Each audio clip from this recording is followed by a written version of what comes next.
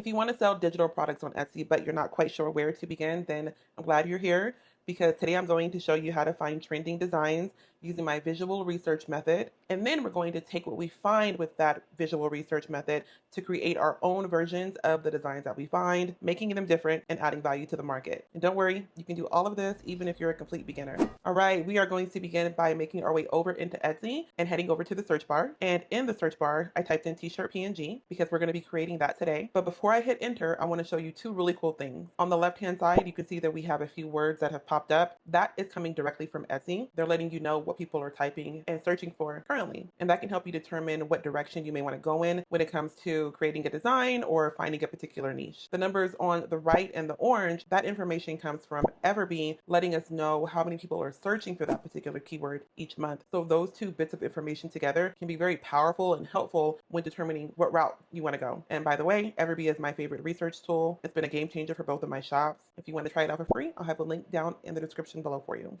And now that we have our results pulled up, I am just going to scroll down page 1 to begin to understand and analyze what is working. A few quick things to keep in mind that I'll be looking for will be anything with a popular now badge or a bestseller badge, and preferably a newer listing. And when I say newer, I'm thinking between 1 to 3 months old. In addition to that, I'm going to be looking at the design composition. What colors are being used? How is the design laid out? What elements are being used? What quote is being used? And then I'll begin to get inspiration from those items to make our own together. But before we do, I did create a free guide of 25 digital products that you can begin selling in your shop today to give you some inspiration and a really good place to start. If you want to grab your free copy, go ahead and leave the word digital below in the comment section, and I'll make sure I get that over to you. Okay, and making our way down page 1, the first row is already a hit, which is really exciting.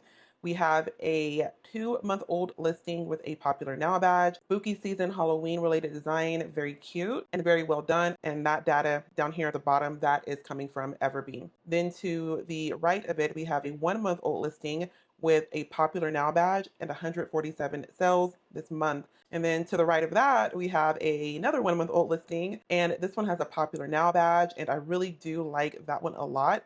I know that we have another trademarked item that we're not going to use, but I'm not going to shy away from anything trademarked because I know I'm not going to do anything trademarked. I'm looking at the colors, design composition, all the things that would go into consideration when determining what I want to create for. In looking at how the design is laid out, I like that they have the phrase at the top.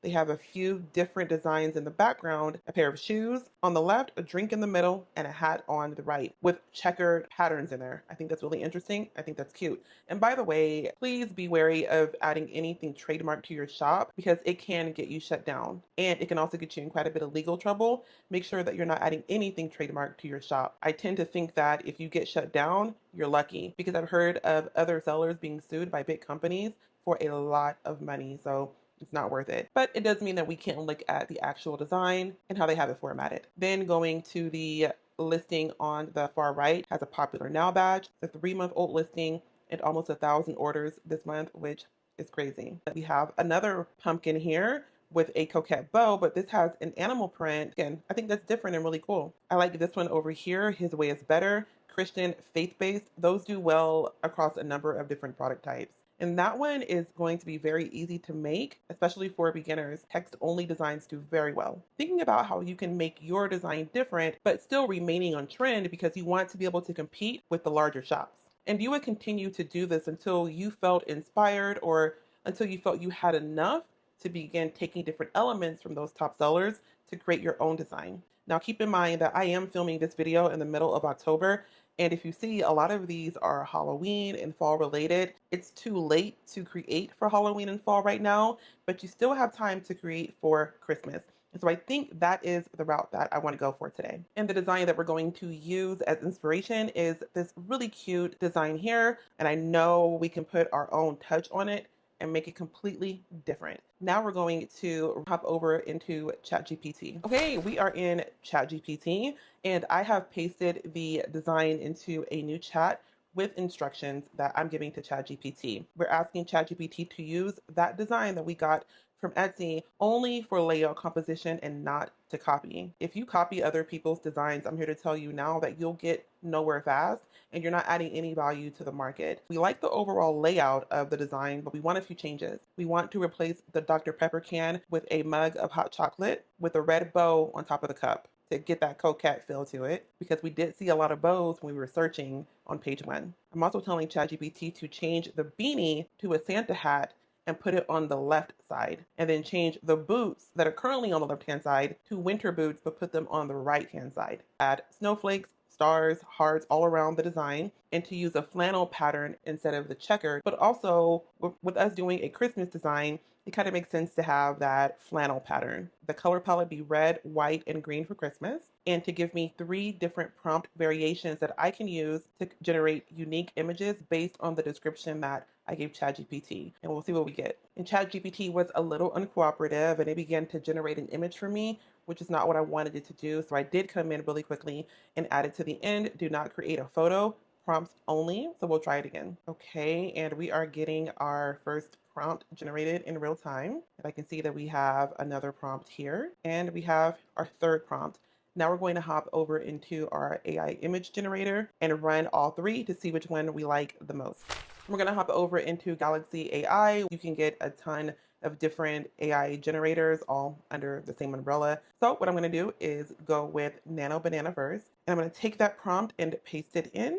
And then I'll click generate. In another window, let's do ideogram. In a third window, I want to run it with Dolly. Okay, and here's what we got from Nano. That's really cute. I think it came out pretty good. Let's check out what we got from ideogram. Okay, and these came out pretty cute too. I think I like this one down here at the bottom. Let's see what we got from Dolly. And that one may be the best one from Dolly. The other ones are a little strange, which it happens. Okay, and you know what? I had a second thought. I want to make these more cartoon looking, kind of how the design looked from our inspiration. The ones that I'm getting, they're cute, but they're not really what I'm looking for. So I'm going to tell ChatGPT to make these more cartoonish looking. This is real life when it comes to design creation. You don't always get it right on the first try. Okay, and here we got really cute results from Nano Banana. That one is adorable. Let's check out what we got from running it a second time with ideogram. Okay, these are so cute. Love it. I love these 2 down here at the bottom, and that one is adorable too. Now we're going to check out Dolly, and not really feeling those. It's just too much going on. Okay, so I couldn't pick only one that I liked. I've got 2. I hopped over into Kittle. We're going to begin with the first design, and what I like to do is remove the background, and then I'm going to click the upscale button here, and then I'll just make it fit my artboard. Okay, I'm good with that. Now we're going to go ahead and export it. Come here to the top right, click export, and then you want to make sure you have remove background checked and optimize quality checked, and then we have our DPI at 300, and then click download. And then I'm going to do the same thing for our second design. And now we are going to mock up our images. You can get mockups anywhere. I only get mine though from Creative Fabrica or Etsy. I typed in the search bar on Etsy, Christmas sweatshirt mockup, and there are plenty here to choose from. You're not going to run into an issue of not finding enough. There is plenty. And the same thing with Creative Fabrica, plenty to choose from. I'll have a link below for you if you want to give it a try on your own, but I will be right back to show you the final result. Okay, and here is mockup number 1 with one of the designs. I think it's really cute. It came out really nice. And there's the second one that we did. And again, I think it came out cute. And if you noticed, I did use Christmas mockups to tie it all in together. I always preach that when it comes to mockups, to really think about being more mindful before you just throw your design on any mockup. It does help with conversions if your mockup has a theme that's related to your design. And if you would rather skip all of the research and spiraling and going down the rabbit hole, that's exactly why I created my Done For You Niche Club. Each week, you get a fresh set of low competition, unsaturated digital products and niches that I've researched for you, along with titles to choose from, tags, and the AI image prompts to go along with it.